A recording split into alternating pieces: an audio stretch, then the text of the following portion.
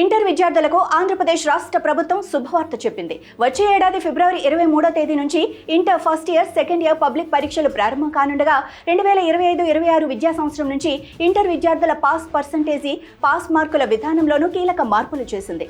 ఈ మేరకు తాజాగా ఏపీ ఇంటర్ బోర్డు ఉత్తర్వులు జారీ చేసింది. ఇప్పుడు పాస్ మార్కులను 26కు కుదించింది. ఒక్క మ్యాథ్స్ పేపర్ మాత్రమే 100 మార్కులకు పరీక్ష నిర్వహించనున్నారు. పాస్ మార్కులను 35గా ఫిక్స్ చేశారు. ప్రభుత్వ ఉద్యోగులకు దీపావళి కానుకగా ప్రకటించిన డిఏ చెల్లింపులపైన ఏపీ ప్రభుత్వం స్పష్టత ఇచ్చింది.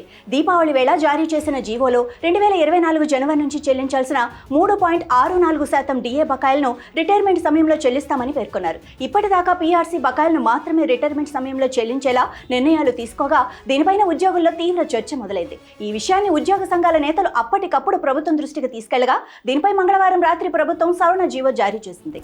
కార్తీక మాసం ఆరంభం సందర్భంగా గోదావరి నదిలో పుణ్య స్నానాలు చేసేందుకు భక్తులు పోటెత్తారు. రాజమండ్రిలోని అన్ని స్నాన ఘట్టాలు భక్తులతో కిటకిటలాడుతున్నాయి. కార్తీక మాసాన్ని స్వాగతిస్తూ తెల్లవారుజాము నుంచే రాజమండ్రి పుష్కర్ ఘాట్లో పుణ్య స్నానాలు ఆచరిస్తూ అరటి డొప్పలపై కార్తీక దీపాలు వెలిగించి ప్రత్యేక పూజలు చేస్తున్నారు. శివాలయాల్లో పార్వతీ పరమేశ్వర్లకు ప్రత్యేక పూజలు, అభిషేకాలు, కుంకుమ పూజలు భక్తి శ్రద్ధలతో నిర్వహిస్తున్నారు. భక్తులకు ఎటువంటి అసౌకర్యం కలగకుండా దేవాదాయ శాఖ అధికారులు ప్రత్యేక ఏర్పాట్లు చేశారు. మున్సిపల్ కార్పొరేషన్ సిబ్బంది పారిశుద్ధ్య పనులను చేపడుతున్నారు.